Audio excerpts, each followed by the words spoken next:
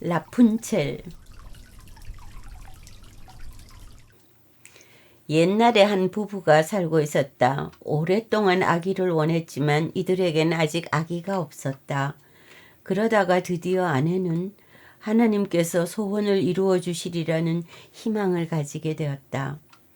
두 사람의 집 뒤쪽으로는 작은 창문이 나 있었는데 그 창문으로는 더없이 아름다운 꽃들과 채소들이 있는 멋진 뜰이 내다 보였다. 그 뜰은 온 세상이 다 두려워하는 요술쟁이 할멈의 것이었다. 그래서 이 뜰로는 아무도 감히 들어가지 못했다. 어느 날 창가에 서서 뜰을 내려다보던 아내는 아주 먹음직스러운 들상추를 보았다. 들상추가 어찌나 신선하고 파랗던지 아내는 그 들상추를 먹고 싶은 마음이 간절했다. 요술쟁이 할멈의 뜰에 난 상추라 먹을 수 없는데도 불구하고 상추를 먹고 싶은 아내의 소망은 날마다 커갔다. 아내는 점점 여위어가고 얼굴이 창백해졌다. 보다 못해 남편이 물었다. 아니 여보, 무슨 일이요? 아내가 대답했다. 우리 집 뒤쪽에 있는 뜰에 들상추를 먹지 못하면 나는 죽을 것 같아요. 아내를 사랑하는 남편은 생각했다. 내 아내를 죽게 내버려 두느니 무슨 대가를 치르더라도 저 들상추를 구해다 주자. 어스름녘에 남편은 담장을 넘어 요술쟁이의 뜰로 들어갔다. 황급히 들상추 한 움큼을 뜯어다 아내에게 주었다. 아내는 그 자리에서 들상추로 샐러드를 만들어 허겁지겁 먹었다. 그런데 그 들상추가 얼마나 맛있었던지 그 다음 날 아내는 먹고 싶은 마음이 3배나 더 커졌다. 아내를 진정시키기 위해 남편은 또 한 번 뜰로 들어갔다. 그러나 담장을 기어 내려가다가 남편은 깜짝 놀랐다. 요술쟁이 할멈이 바로 자기 앞에 버티고 서 있었기 때문이다. 어떻게 감히? 할멈이 성난 눈초리로 말했다. 내 뜰에 들어와 들상추를 훔쳐갈 수가 있지? 어디 혼 좀 나봐라. 할머니, 남편이 사정했다. 옳고 그름보다는 자비로움을 먼저 베풀어 주십시오. 저도 어쩔 수 없어서 이런 결심을 하게 되었습니다. 제 아내가 창문에서 할머니 댁 들상추를 보고는 그걸 먹지 못하면 죽을 것 같았거든요. 요술쟁이 할멈은 노여움을 조금 누그러뜨리고 남편에게 말했다. 사정이 내 말대로라면 들상추를 가져가게 해주겠다. 내가 원하는 만큼. 다만 조건이 하나 있어.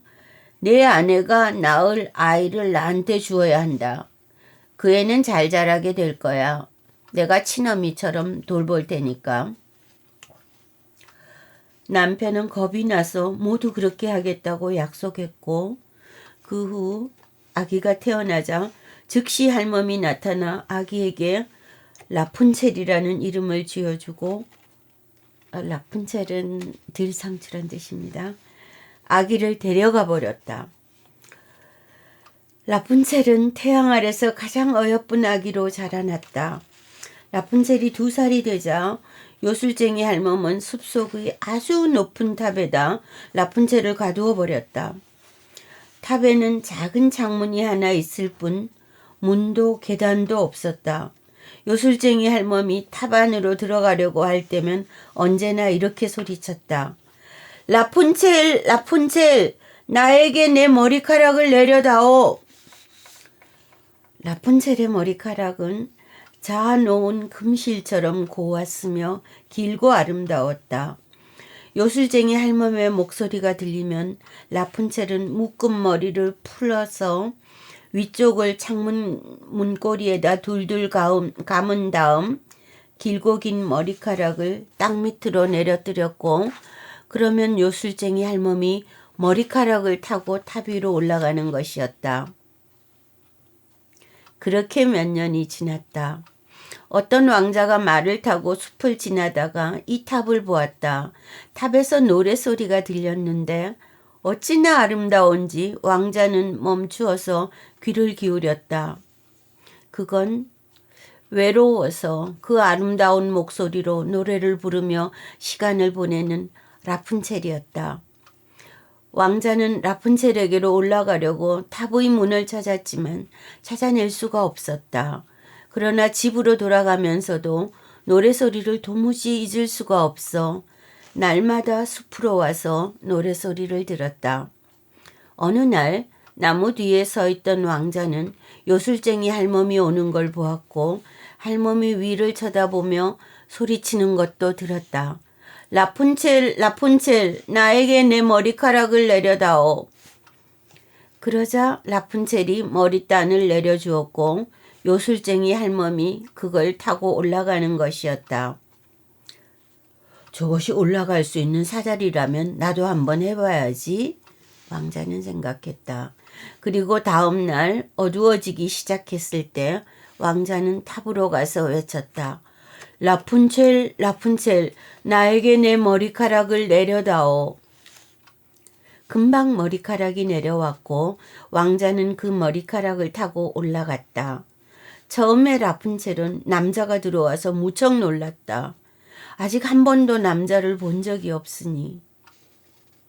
하지만 왕자가 아주 다정하게 이야기를 하는데 그녀의 노래가 자기 마음을 어찌나 흔들어 놓았는지 도저히 마음이 안정이 되질 않아 그녀를 직접 보아야만 했다고 했다. 그러자 라푼첼은 두려움이 사라졌다.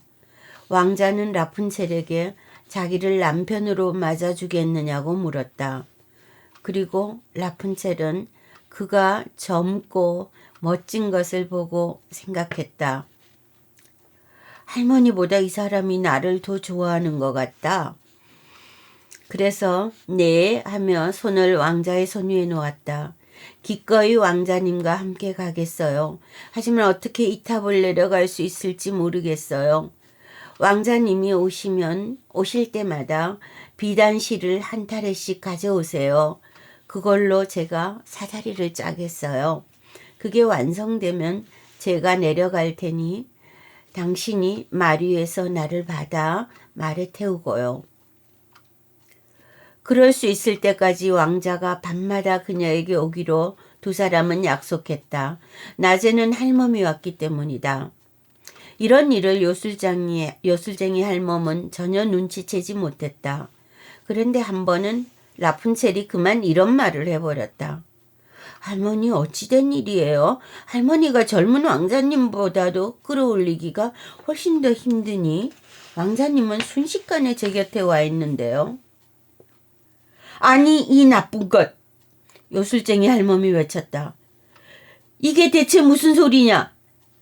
난 너를 온 세상으로부터 떼어놓았다고 생각했는데 내가 나를 속였다니. 화가 난 할멈은 라푼첼의 아름다운 머리채를 왼손에 둘둘 감고는 오른손으로 가위를 잡아 싹둑싹둑 잘라버렸다. 그 아름다운 머리단이 이젠 땅 위에 놓여 있었다. 모진 할멈은 그러고도 성이 안 차서 가엾은 라푼첼을 아무도 살지 않는 황야로 내쫓았다. 거기서 라푼첼은 온갖 고생을 다하며 비참하게 살아가야 했다. 라푼첼이 쫓겨난 그날 저녁 요술쟁이 할멈은 잘라낸 머리단을 높다란 창문 갈고랑이에 단단히 메어 놓았다. 얼마 지나지 않아 왕자가 와서 외쳤다. 라푼첼, 라푼첼, 나에게 머리카락을 내려다오. 할멈이 머리단을 내려주었다. 왕자는 올라갔다. 그러나 위에 더없이 사랑스런 라푼첼은 없고 요술쟁이 할멈이 도끼 어린 사악한 눈초리로 왕자를 노려보았다. 아하! 하고 할멈이 비웃으며 소리쳤다. 사랑스러운 아내를 데리러 오셨구먼. 하지만 그 예쁜 새는 이제 둥지 속에 없어. 더는 노래하지도 않고 고양이가 물어갔지. 고양이는 내 눈알도 핥혀 빼낼걸? 라푼첼은 이제 없어졌어. 넌 다시는 그 애를 못 볼 거고. 왕자는 너무도 괴로워서 제정신이 아니었다. 절망한 나머지 탑에서 뛰어내렸다. 간신히 목숨은 건졌지만 가시덩굴 속으로 떨어져서 두 눈이 가시에 찔리고 말았다. 그리하여 왕자는 눈이 먼 채로 숲을 헤맸다. 풀뿌리와 열매 말고는 아무것도 먹지 못했고 더없이 사랑하는 아내를 잃은 것을 슬퍼하고 우는 것밖에는 아무것도 하지 못했다. 그렇게 몇 해를 비참하게 떠돌다가 마침내 어떤 황야에 이르게 되었는데 그곳에서는 라푼첼이 그 사이 낳은 쌍둥이 남매를 데리고 근근히 살아가고 있었다. 왕자에게 목소리 하나가 들렸는데 그건 아주 귀에 익은 목소리 같았다. 그 목소리를 향해 왕자는 갔고 왕자가 다가오자 라푼첼은 그를 알아보고 그를 얼싸안으며 울었다. 그녀의 눈물 두 방울이 그의 눈을 적셨다. 그러자 눈이 다시 밝아져 왕자는 이제 예전처럼 볼 수 있게 되었다. 왕자는 라푼첼을 자기 나라로 데려갔다. 거기서는 다들 기뻐하며 왕자를 맞았고 두 사람은 오래오래 행복하게 살았다.